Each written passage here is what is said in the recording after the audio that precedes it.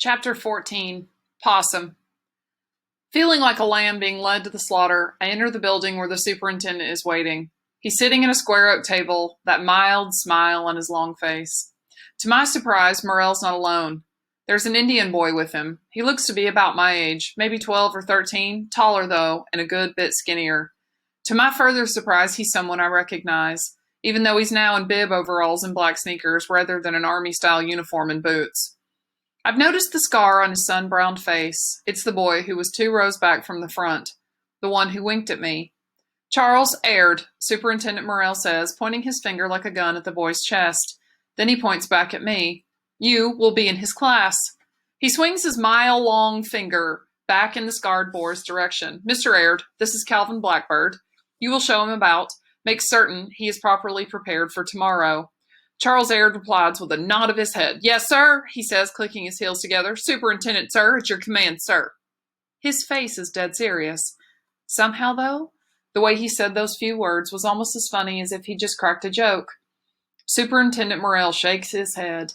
None of your tomfoolery, Aird. Just do as you are told. Yes, sir, even if it means I die trying. The boy thinks himself amusing, Morel says. Still, he is reliable. He turns to Charles Aird, and his voice takes on a firmer tone of command. Now, take our new recruit about. The infirmary first. Yes, sir, Superintendent, sir, Charles Aird says. Then, as the superintendent looks down to take another mint from his pocket, Aird leans his head close to mine to whisper one word. Ouch.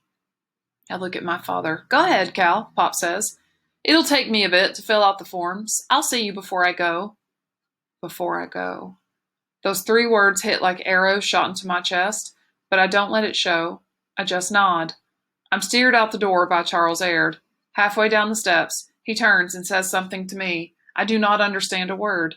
He says it again. Once again, it makes no sense. I just look at him. He says. Looking the way you do, I thought you might talk it. Your pappy never taught you? I still don't understand. Indian, Charles Aird says. You never learned to speak Indian? Oh. Should I tell him until only a day ago I never even knew Pop was Indian? How can I explain that to him when I don't really understand it myself? So I just keep my answer simple. No, I say. Charles Aird nods. Okay, he says. Lots here never got taught nothing but English, especially if their folks went here. Even some who look as Creek as you do. I follow him down the steps. At the bottom, he jerks his chin off to the left. Come on, he says. This way. I look in that direction. There's another slightly smaller building 100 yards away. It's not built of stone like the one we just left. It's wood, painted white as snow. Building 4, Charles Aird says. Scalping shop. Infirmary's in there too. First stop. He lifts his right hand, opens and closes his index and middle fingers. Snip, snip. No barber today, but nurse'll do as good a job as chopping off that long hair of yours. He runs his palm back over his own closely cropped head. Can't have none of us looking like wild Indians and scaring the teachers. His short laugh is more like a snort. Ready to get shaved like a sheep? He studies my face as he says that, looking to see if I show any signs of anxiety about being shorn like Samson in the Bible story.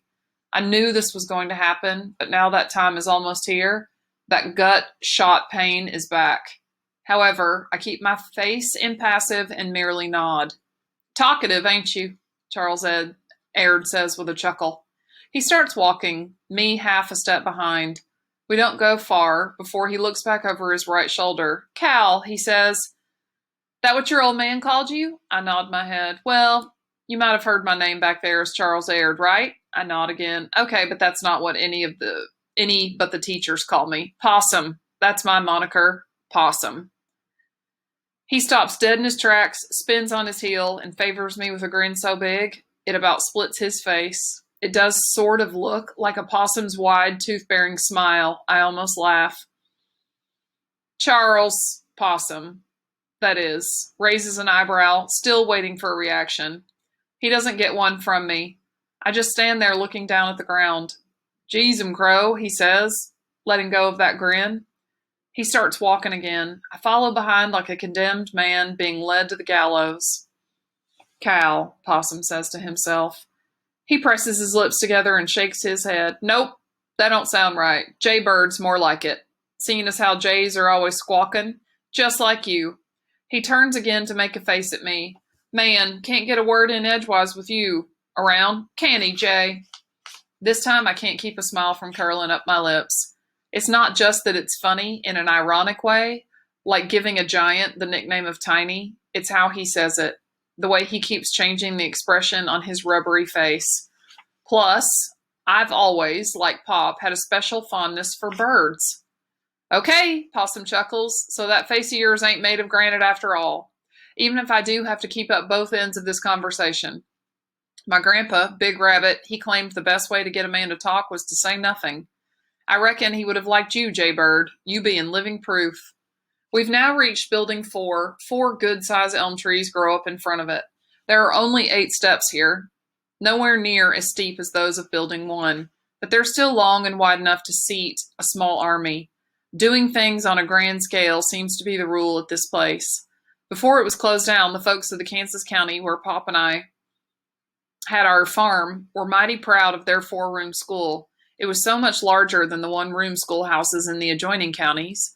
But every building I have seen thus far at Challaghey makes my old place of learning look like a hen house in comparison. Possum cocks his head to squint up the steps at the big double doors. 111 of us in here, he says. You will make it an even 112. But first, you gotta get mowed and pin-cushioned. He points his lips at a normal-sized door set to the left of the steps on the ground level. The word infirmary is printed in black letters above it. Yup, Possum says, that big grin on his face again. As many inoculations as any man could want, all free of charge. He plucks my shirt sleeve. Nurse'll be waiting. Old man Morrell sent her to get ready.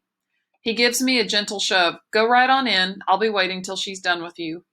I look at my pack. Possum took it from me as we started our walk. It's slung over his shoulder. He nods. It'll be safe with me, Jay. You can trust me. The joking tone that's been in his voice since we met is gone, and somehow I know 2 things. First, that I can trust him. Second, that I've already found a friend. Possum grins. Don't keep her waiting too long, or she just might make it worse for you.